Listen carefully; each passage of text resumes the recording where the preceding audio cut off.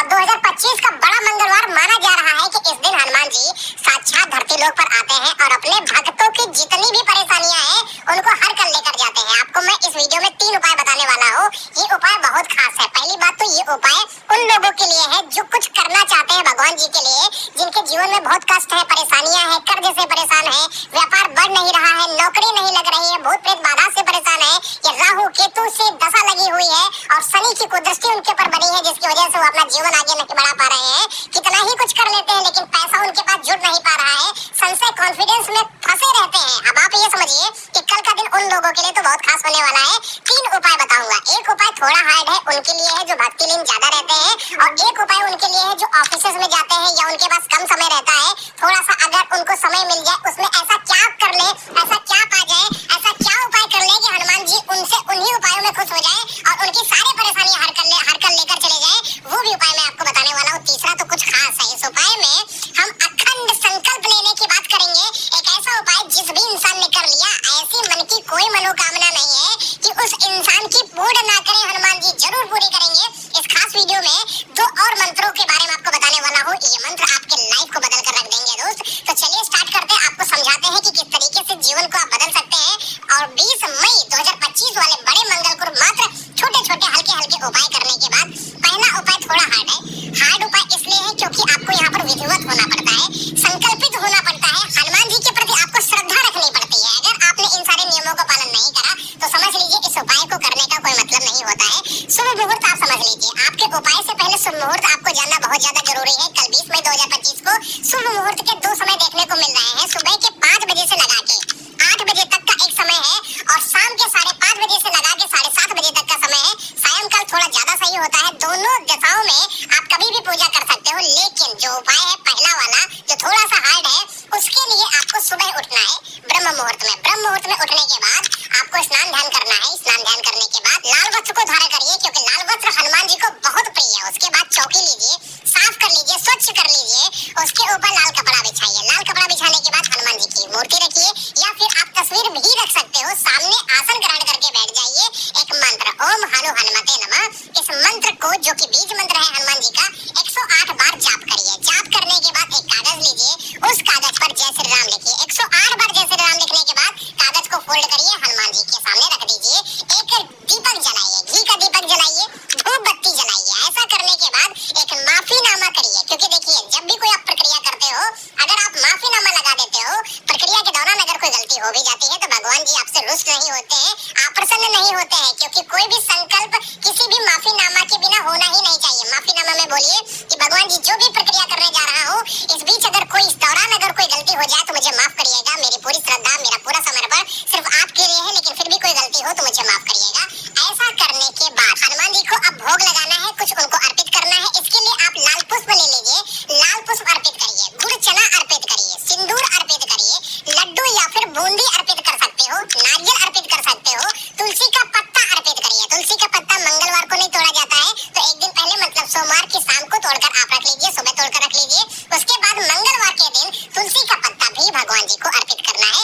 साथ ही साथ लाल चोला भी अर्पित करना है। लाल चोला जो भी लोग अर्पित करते हैं उनके ऊपर अगर राहु केतु की दशा है, शनि की कुदृष्टि है या भूत प्रेत बाधा से प्रताड़ित है, उन सारी चीजों से भी उनको निवारण मिल जाएगा। और साथ ही चंदा व्रत भी वहीं पर रखिए। इतना करने के बाद जब आपका भोग लग जाए, अब आपको आसन ग्रहण करते ही हनुमान चालीसा का संकल्प लेना है। 7 बार पढ़िए या 11 बार पढ़िए या 21 बार पढ़िए, 1 बार 5 बार भी पढ़ सकते हो। अपनी श्रद्धा अनुसार आपको जैसा सही लगे उतनी बार हनुमान चालीसा का पाठ करिए। उसके बाद सुंदरकांड का पाठ करिए। सुंदरकांड का जैसे ही पाठ आपका हो जाता है, हनुमान जी की साक्षात कृपा आपके ऊपर बनती है। ये समझ लीजिए अब आप कोई नॉर्मल इंसान नहीं बन चुके हो, अब आप एक ऐसे इंसान हो जिसके ऊपर हनुमान जी की कृपा है, उनकी दृष्टि उसके ऊपर है। उस इंसान की परेशानियों को हर कर ले जाने की क्षमता आ चुकी है आपके अंदर, यानी हनुमान जी आपको कहीं ना कहीं कुछ ऐसी शक्तियां जरूर प्रदान कर देंगे जो जीवन में आपको बढ़ोतरी की तरफ लेकर जाएंगे। अब आपको कुछ और खास चीजों का ध्यान रखना है। गरीबों को दान करना है। इस दिन दान बहुत ज्यादा जरूरी होता है। दान में आप गुड़ चना का दान कर सकते हो, लड्डू का दान कर सकते हो, बूंदी का दान कर सकते हो, जो भी भोजन खिलाना चाहो वो भोजन खिला सकते हो।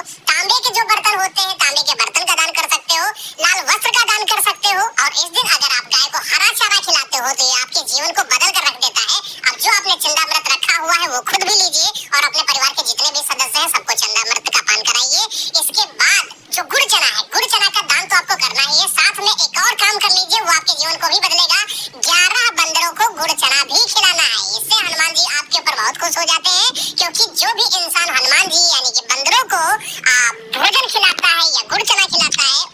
ऊपर भी बहुत सारा फल मिलता है। भगवान जी उनके ऊपर एक खास दृष्टि बनाकर रखते हैं। अब बात कर लेते हैं मंत्रों के बारे में। एक मंत्र जो कि बीज मंत्र है, इसके बिना कोई भी मंत्र कारगर होते ही नहीं है। ओम हनु हनुमते नमः।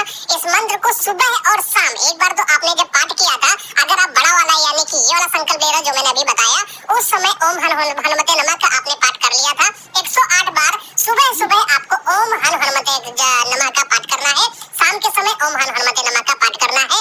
एक आपका बीज मंत्र हो चुका है। एक मंत्र और खास दे देता हूँ, इससे व्यापार में वृद्धि होगी। कहीं पर कर्जा लिया है तो कर्जा दूर हो जाएगा। कोर्ट कचहरी का कोई केस चल रहा है या कोई दुश्मन से प्रताड़ित हो, प्रेत बाधा से प्रताड़ित हो, कोई ग्रहों की दशा है, उन सारी चीजों से कहीं ना कहीं आपको राहत मिलेगी, क्योंकि भगवान जी आपकी सारी परेशानियों को हर कर लेकर जाते हैं। और वो मंत्र है ओम एम इम हनुमते रामदूताय नमः। इस मंत्र को दिन में किसी भी समय 21 बार जरूर जाप करें। ये मंत्र बहुत कारगर है, बहुत लोगों को बहुत फायदा देकर गया है। कि जितनी भी मैंने प्रक्रियाएं बताई हैं आपको, ये बहुत सात्विक है दोस्त। बहुत दिल से करिएगा, बहुत श्रद्धा के साथ करिएगा। अब तो आपको एक बड़ा उपाय मैंने बता दिया है। अब एक उपाय जहाँ पर आप अखंड संकल्प लेते हो, ये वो उपाय कर सकता है जो बहुत ही ज्यादा भक्तिलीन हो। और एक बार अगर आपने अखंड संकल्प ले लिया तो ये समझ लीजिए आपको करना ही पड़ेगा। अखंड संकल्प वैसे नहीं लिया जाता है, उनके लिए मैं बोल रहा हूँ जो भक्तिलीन नहीं है या जो ब्रह्मचर्य नहीं है। पहली बात, जितने भी आप उपाय कर लो, ब्रह्मचर्य सबसे ज्यादा इंपॉर्टेंट है।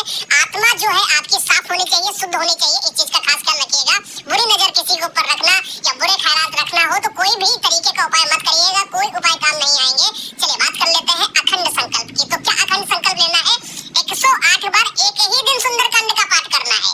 कई लोग इस अखंड पाठ को 100 यानी कि एक महीने में 108 बार का पाठ करने की बात करते हैं, लेकिन अगर आपने एक दिन में 108 बार सुंदरकांड का पाठ कर लिया, कोई भी उपाय मत करिए, यही काफी है। यही आपका जीवन बदल कर रख देगा।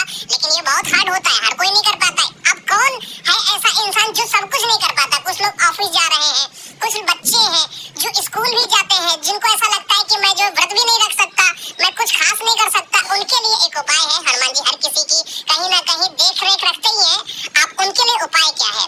आपको स्नान ध्यान करना है। किसी भी मंदिर में आप चले जाइए, ऑफिस जा रहे हो, स्कूल जा रहे हो, कहीं भी जा रहे हो, जो भी है आसानी से मिल जाएगा। मंदिर चले जाइए, मंदिर में आसन ग्रहण करिए, शांति से बैठ जाइए। 21 बार हनुमान चालीसा का पाठ पढ़िए। हनुमान चालीसा का पाठ जैसे ही हो जाए, अपने मन की कोई अधूरी इच्छा हो वो बता दीजिए। सिर्फ गुड़ और चने का जो दान कर दीजिए, जितने भी लोग आपको मिले, 3 4 5 10 7 11 9, जैसा भी आपको सही लगे, गुड़ चना का दान करिए। एक बंदर को अगर आप गुड़ चना का दान कर देते हो, खिला देते हो, ये भी बहुत फास्ट से होता है। और 11 बंदरों को जो खिलाता है, ऋण उसके ऊपर से उतर जाता है, व्यापार में वृद्धि होती है, दिमाग शांत होता है। पढ़ने वाले बच्चे हो तो ये समझ लीजिए आप कहीं